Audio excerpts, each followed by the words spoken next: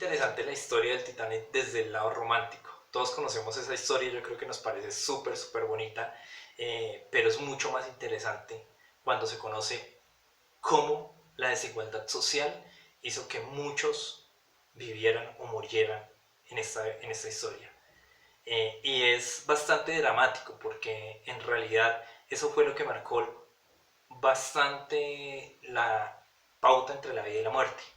Resulta que en el año 1912, cuando se presentó este incidente, iban 2.300 personas, 2.300 pasajeros en el Titanic.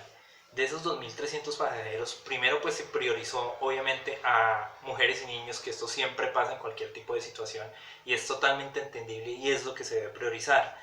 Esto está dentro de lo normal. Lo que es curioso son las cifras que vienen de aquí para allá. Resulta que el 60% de los que hacían parte de primera clase se salvaron. 60% del 100% de los que hacían parte de la primera clase. ¿Por qué? Porque tenían más disponibilidad de acceder a botes, de acceder a esas herramientas salvavidas que tenía el barco. Estaban principalmente en ese sector de primera clase.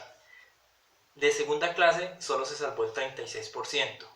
Y de tercera clase solo se salvó el 24%. Eh, Esto básicamente lo dice todo, ¿no? Esto dice cómo hoy en día, cuando vivimos un COVID-19, hoy en día viviendo este COVID-19, este nuevo Titanic un poco más gigante, podríamos decirlo, podríamos no, lo decimos, un poco más, mucho más gigante que lo que sucedió en Titanic, se está dando absolutamente la misma historia, ¿no? Y es que quienes se salvan, quienes tienen la oportunidad de protegerse gracias a su estatus social o a ese nivel económico que tengan en el momento. Eso es lo que les permite diferenciarlos entre la vida y la muerte, muchas veces. ¿Y por qué? ¿Por qué lo digo? Suena hasta dramático, pero es la realidad cuando vemos que la economía en la actualidad necesitan reactivarla, pero resulta que las personas que principalmente salen a laborar son quienes ocupan cargos obreros. Y esto es algo pues que es inevitable, no se puede manejar, definitivamente no se puede, no podríamos manejarlo.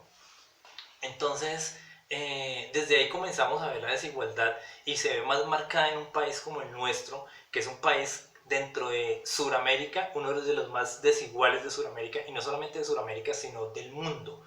Somos uno de los países más desiguales que existen en todo el mundo.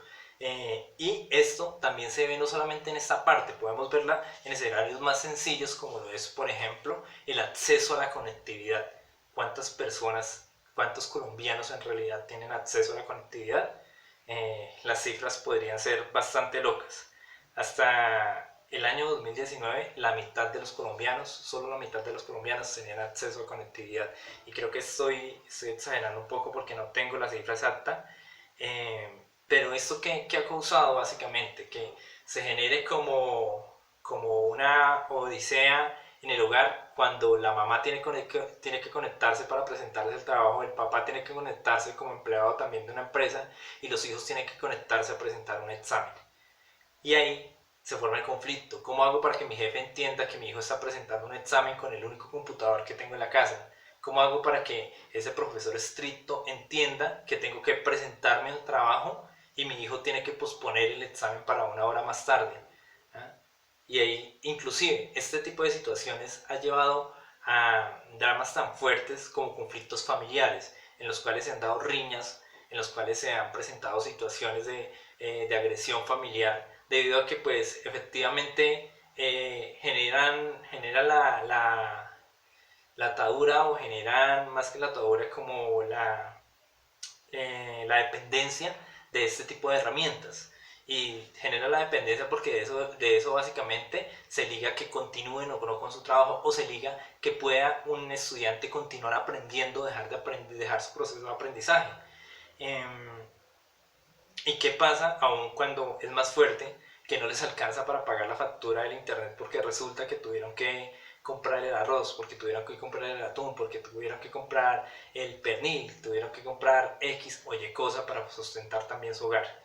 Entonces es una brecha de conectividad que se viene presentando desde hace muchos años también en Colombia y que tuvimos la oportunidad de solucionar en el año 2019 cuando lo propuso la ministra de ese tiempo, la ministra Silvia Constain, y no lo solucionamos, no lo solucionamos en ese tiempo porque no lo creíamos prioritario, no creíamos algo que en realidad valiera la pena pues invertir.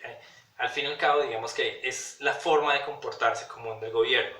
Es más importante priorizar aquello que beneficia a los que están en la esfera que a la población pobre colombiana. Eso siempre ha dejado de importar, ¿verdad? Entonces, ¿eso qué causó? Que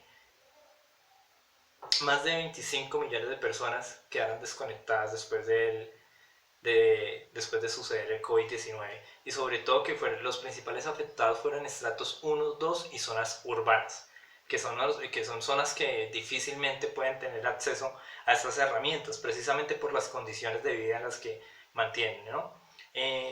Finalmente, pues la ley de conectividad o la ley de ampliación de conectividad fue aprobada, pero hasta hace pocos meses, y esa aprobación hasta hace pocos meses hizo que esa ejecución no fuera totalmente completa y que pues efectivamente tengamos una cantidad de población bastante afectada a nivel de oportunidades y aquí viene nuevamente a nivel de escalabilidad social, ¿no? Esto hace que esas personas pierdan esa oportunidad de escalabilidad social y que esa aceleración digital, que para muchos es una oportunidad, se vuelva una desventaja completa para medio país. Y es algo bastante grave, ¿no? Porque básicamente con esto estamos diciendo que estamos teniendo un retroceso en lo que es el crecimiento a nivel de igualdad de la población colombiana. Entonces, lo que se puede presentar para algunos como la oportunidad de entrar definitivamente a la era 4.0, para otros se vuelve definitivamente la fase que termina hundiéndolos en esa era.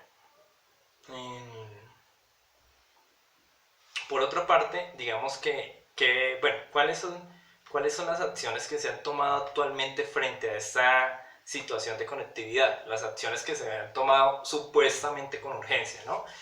La ministra María Victoria Angulo y la ministra de Educación y la ministra del Ministerio de las TIC, Karen Aurinen, básicamente plantean los siguientes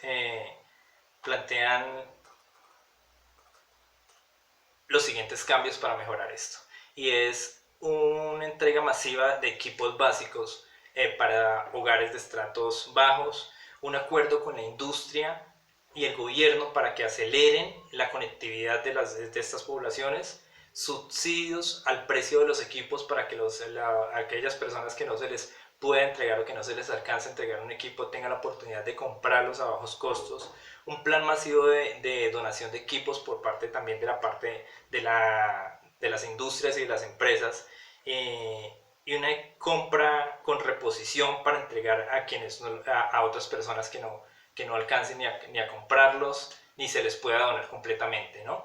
Y adicional a eso, una línea de crédito que es establecida para aquellas instituciones educativas que no puedan abastecerse tampoco con estos equipos. Entonces, estos son algunos de los planes de acción que están tomando para quebrar esa brecha de desigualdad. Pero igualmente, estos planes de acción siguen siendo insuficientes y muestran la realidad actual y la realidad permanente de desigualdad, no solamente en Colombia, sino en el mundo. Eso no está pasando solamente en nuestro país, esto pasa en el mundo, que nuestro país es un claro ejemplo de la desigualdad en diferentes sentidos. Hoy quise hablar del COVID-19 y cómo el COVID-19 a través de la conectividad muestra estas posiciones de desigualdad que tenemos como población, pero no solamente existe esto, sino que son otros factores que son inclusive mucho más graves los que muestran notoriamente esas dificultades que tenemos a nivel de progreso como sociedad común. Entonces, pues quería hablarles de esto, quería hablarles de cómo la desigualdad ha marcado nuestra era actual y cómo ha marcado a través de la pandemia esta situación. Y gracias.